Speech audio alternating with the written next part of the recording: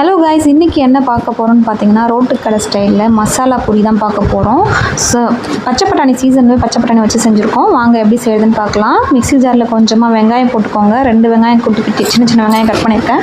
ஒரு 3 பச்சை மிளகாய் போட்டிருக்கேன். 2 தக்காளி. மிக்ஸி ஜாரில் பத்தல, நான் அதனால் 2 தடவையாக அரைச்சிக்கிட்டேன். இதில் கொஞ்சமாக சீரகம் போட்டு நான் அரைச்சி எடுத்துக்கிட்டேன். பாருங்கள் எந்த அளவுக்கு அரைச்சி எடுத்துருக்கேன் காமிக்கிறேன். அப்படியே ஒரு ஸ்பூன் நான் இதில் இஞ்சி பூண்டு பேஸ்ட்டு போட்டிருக்கேன். நீங்கள் இஞ்சியும் பூண்டையும் அதிலே போட்டு அரைக்கிறதுனால அரைச்சிக்கலாம்.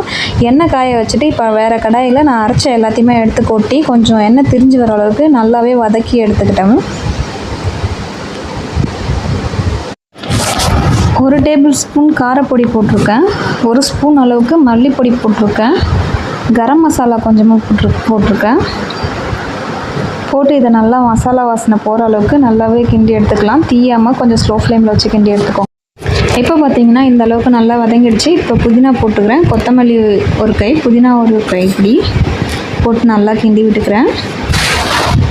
தேவையான அளவுக்கு உப்பு போட்டுக்கோங்க. இப்போ பச்சை பட்டாணி இருக்குது, அதுக்கும் சேர்த்து தான் நான் உப்பு போட்டிருக்கேன். கல் உப்பு தான் போட்டிருக்கேன். தண்ணி ஊற்றி கொஞ்சம் கொதிக்க வைப்போம் இல்லைங்களா, ஸோ அதனால் அதில் கரைஞ்சிரும்.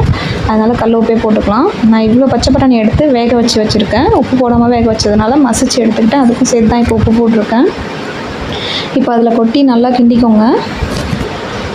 கிண்டிட்டு இப்போ பார்த்தீங்கன்னா அந்த மிக்ஸி ஜார்லேயே நான் திரும்ப தண்ணி இருந்துச்சு, அதையும் எடுத்து ஊற்றிட்டு அப்புறம் பட்டாணி வேக வச்ச தண்ணியும் கொஞ்சம் இருந்தது, அதையும் அதில் ஊற்றிக்கிட்டேன். ஊற்றி நல்லா கிண்டி விட்டு இப்போ இதை சுண்ட விடுங்க, கொஞ்சம் ஸ்லோ ஃப்ளேம்லேயே வச்சு.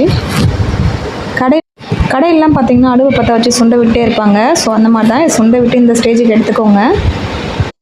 பாருங்கள், இந்த ஸ்டேஜுக்கு வந்ததுக்கப்புறம் இப்போ நம்ம தட்டில் எல்லாத்தையும் எடுத்து வச்சு சர்வ் பண்ணி சாப்பிட்லாம். ஓகே ஃப்ரெண்ட், தேங்க்யூ ஃபார் வாட்சிங்.